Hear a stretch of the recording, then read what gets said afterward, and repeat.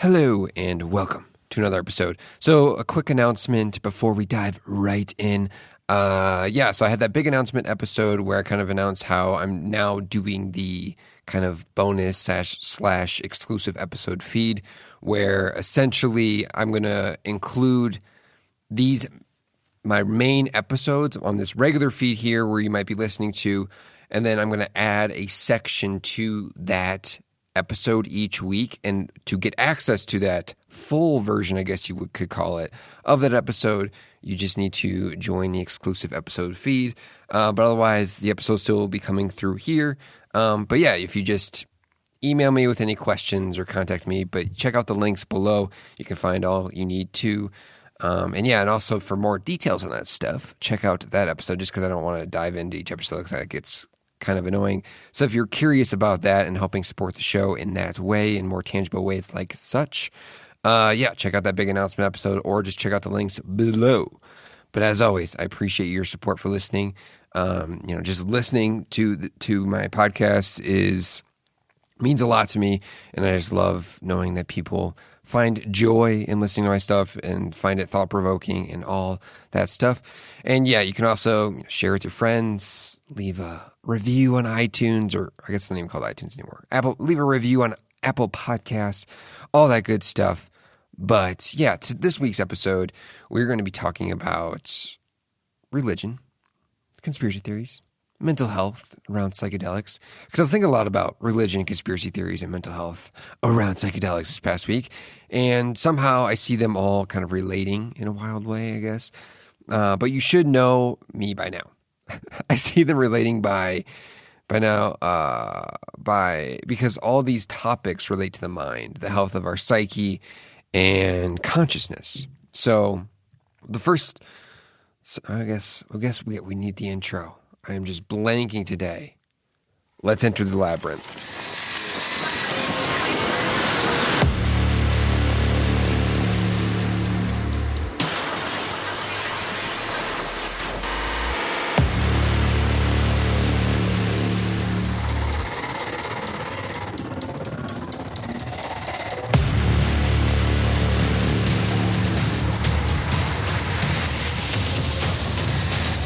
So first, religion.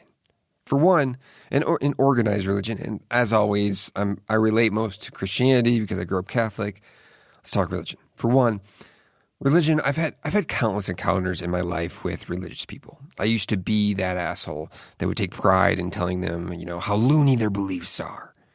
Now, I mostly settle with hoping they accept that they rely on faith like everyone else. The difference is, I think my reliance on faith is much less risky and has a much more solid ground. Is this debatable?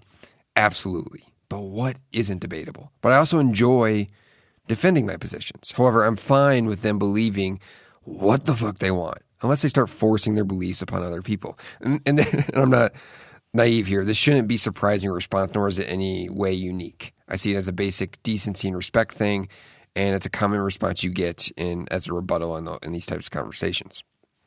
But where does my frustration on this topic come from? Oh, and that comes from when I see the superiority complex come out like a fiery dragon. When I point out how much faith their position relies on, and mind you, after I just got done telling them to believe what the fuck they want, it's when they want to follow up with thinking they have a moral imperative to have me follow the ways of Jesus Christ that gets to me. The reliance on getting the last point by saying, you just haven't experienced it yet. You'll see someday when you are ready. And mind you, the New Age spirituality movement relies on the same famous last words when I dare to disagree with something they have to say. At some point in life, it's okay to think, well, you need to fuck off, right? And here is advice I need to remember myself. We are not as smart as we think we are. Nor are we infallible to our mind's mechanisms to protect what we believe to be true. If we accept that disagreement is okay, that it can be healthy, then we must accept that being wrong is okay too. It's the idea that, they don't hold my beliefs, so they must not have done the research I've done. That's where my frustration comes from. And in a sense, they are exactly right. If I had exactly their circumstances, born into the same family, and had the same exact life experiences, I would believe exactly what they do. But I didn't. And it doesn't make your perspective on life better than mine. So, and I'm not saying mine's better. So in a sense, I haven't done the research they've done. If we think of research as being much more generalized as an all-encompassing intake of life, I guess that's research in a sense. When we look at it that way, we see the superiority complex come into play. It's not that they want to understand my narrative. They just don't want to doubt their own. Their narrative, their existence, their understanding, it must be superior to mine, right? How could my life experience not have led me towards some ultimate truth and meaning? No. Fuck you. Humble yourself to the reality of a conscious experience. None of us know nearly as much as we think we do, including myself. The most humble person in every professional field in existence have that understanding. We create a set of beliefs for ourselves, continually evaluate them, and hope we find some peace in life. That should be the goal. What does this understanding bring, right? People going down all sorts of interesting paths of life from interests, expertise, and understandings. But damn, my bad for not making one particular religion an integral focal point of my life. I'm not even trying to say I'm more awake, because the people who call themselves awake fall into a lot of the same traps. It's not about one being better or worse. It's about you telling me that your system is better than my own. Let me be, and I'll let you be. However, wait. Note that telling people they can't marry people of the same sex and trying to pass laws to prevent this from happening is not letting people be. And maybe this next part will be contradictory on my part, but I'm kind of a little bit angsty today. Allow me to get some arrogant preaching off my chest. I think people that embrace one organized religion often cover up their doubt with an expression of moral superiority. And from this, they don't want to admit to their own psyche that this superiority complex is a response to their own fear that they've doubled down on a false sense of security. They want to avoid acknowledging this false sense of security because it means acknowledging that whatever bullshit truth they spent their entire fucking life embracing is, in a lot of ways, dog shit. And that's a tough pill to swallow, right? Join the club, though. You will be wrong in life. But the longer you take to acknowledge when you are wrong, the larger the pill becomes and the bigger asshole you become. Especially when you're making claims about absolute truth. If there's any fact of life that's somewhere around the idea that our human psyche hates messing up and having others bear witness to that mess up. We hate being wrong, but we'd rather pretend that we're not wrong. As a quick side note from this, though, maybe you shouldn't follow something that claims people will spend an eternity in hell for having different beliefs than you. I just feel like there's a big red flag there that maybe, just maybe, is not all it's cracked up to be, right? But don't get me wrong. Maybe I should have made this point more clear. I get why people embrace organized religion. That fact is not what I'm commenting on. It's doing that and then thinking it makes you brave, courageous, or superior to everyone else or anyone else.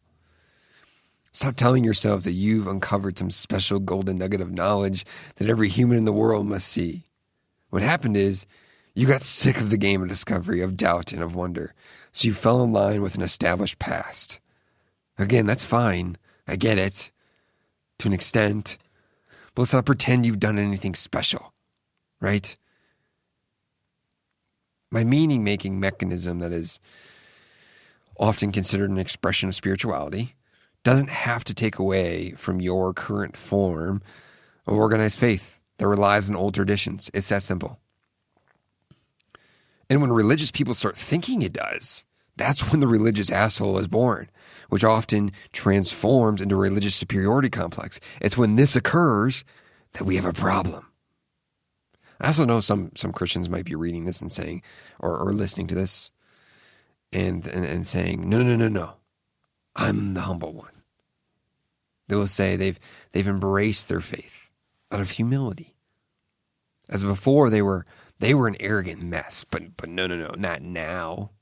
To me, this is the mind's way of creating its own get out of jail free card, as though they've now absolved themselves of responsibility because they've given themselves up to something higher than themselves. But let me tell you, humility stops being humility when you allow it to morph into a new form of superiority complex that still has you believing you found an absolute truth. It's an arrogant superiority complex with extra steps. Now, you might be wondering what makes me any different. Do I have the same superiority complex by making this claim on the religious? And I think no. I'm not claiming to hold the truth of the entire fucking universe. That's the key difference. But now I want to kind of transition. It still connects, but transition into leaning into anger and the power that misinformation has. Because some of you might have listened to what I just said and thought I was leaning into that anger a little bit, right? But I also want to reveal, the power of misinformation that comes into play around many things in life, not just religion. And it's that protection of our idea of truth. So let's build off that. I know many spiritual people are subscribed to my content because this section is kind of targeted towards that as well. So something else I want to dispel, the idea that anger is something to be shunned, that it's something only a non-woke mind partakes in, right? So I think when we find passion, we kind of hold up a double-edged sword. On one side, you find peace being who you are and enjoying what you like. That's the lovey-dovey, great stuff. But the other side, you need a shadowy defense mechanism that allows you to defend that at peace self. And there's only so much soft-toned, lovey-dovey, and positive vibes only language that can be used to get someone to realize they need to shut the fuck up. The amount of gaslighting I've experienced from the extremely religious and pretentious spiritual is absurd. I love a good debate. I get genuine joy out of disagreement that turns into fruitful discussion. But I'm not wholeheartedly convinced of anything, and I like to think this helps prevent me from presenting my beliefs in a condescending tone. And yes, I definitely still fuck up on this. Some probably have taken this letter and episode as condescending. But here's an example that I constantly run into that I'm kind of concerned about. I like having conversations about God. It turns into a conversation, hopefully, about our experience and perception of God. I like those versions too. Where you then start, but it's when that turns into where you then start trying to say your experience of God is more true than mine. That's when we have a problem. You're not acting in good faith. You're just naive. If we start talking about conspiracy theories, and I express that some of them are simply entertaining, but many of them are almost certainly not true. If your response is, well, if you'd stop being such a believer in the media, you'd see that most of them are easily true. Again, I don't deny that some of them are true. Take Project MKUltra. That used to be completely in the realm of conspiracy, but now we have so much evidence that yes, indeed, the government attempted to use LSD for mind control. That's a conspiracy that is true. A condition of something being a conspiracy theory is that they are hard to prove sometimes, making them your identity as a formula for quickly becoming paranoid of reality. I would not recommend it for anyone's psyche. With these points, let's remember history is full of deceit. On my wall, I have a picture that says, truth doesn't make history. Truth is hard to find. Truth is hard to achieve. And in the modern age of technology, deception has become easier than ever. It's easier to find and simpler to protect our reliance on misinformation. So I read this article on Aeon, which I recommend. I'll have a link below, on the power of misinformation. It referenced a 1980 study that shows just how difficult it can be for us to alter our beliefs once we form them. So I want to quote it here, a great quote that kind of sums this up, this kind of thought experiment. I quote, "Subjects were given news briefs from the scene of a fictional warehouse fire, one of which mentions a closet with volatile materials, cans of oil, paint, and gas cylinders. Others report thick, oily smoke, sheets of flames, and toxic fumes. that put the firefighters' lives at risk. A further brief cites a police investigator on the case stating that the closet was, in fact, empty before the report ends with the fire finally put out.